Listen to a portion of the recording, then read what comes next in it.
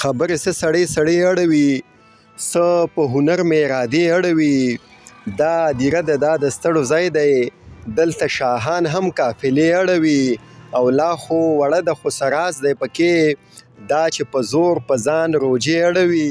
سلامونه، مینه، احترام ملګرو، د خدای بخلي خیبر پردي په مزار کې دا وخت ولاړ یو.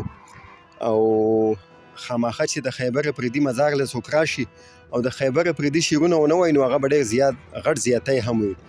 نو څو شعرونه را یادېږي چې داستانه غورځېدلی دی په لار کې، چې داستانه غورځېدلی دی په لار کې، هغه دور خو ما موندلی دی په لار کې. د دې ځای نه د ګودر جونه ښکارېږي، دا ملا چې ودرېدلی دی په لار کې. دې مقام ته چې خیبر را رسېدلی، ډېر لیدلی پاسېدلی دی په لار کې. خبرې څه سړی سړی اړوي، څه په هنر مې ارادې اړوي. دا دیره ده دا د ستړو ځای دی، دلته شاهان هم قافلې اړوي. او لا خو وړه ده خو سراز دی پکې، دا چې په زور په ځان روجې اړوي. خندا دې ګوره داسې چارې وکړې لکه چې ځمکه زلزلې اړوي.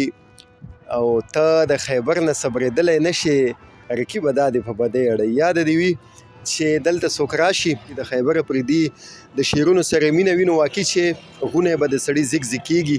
ټولو ته دعاګانې وکړئ چې خدای تعالی ورته بخښنه نصیب کړي، چې د ستاسو دغه دعا قبوله شي او الله تعالی دته مغفرت نصیب کړي. ډېره زیاته مننه.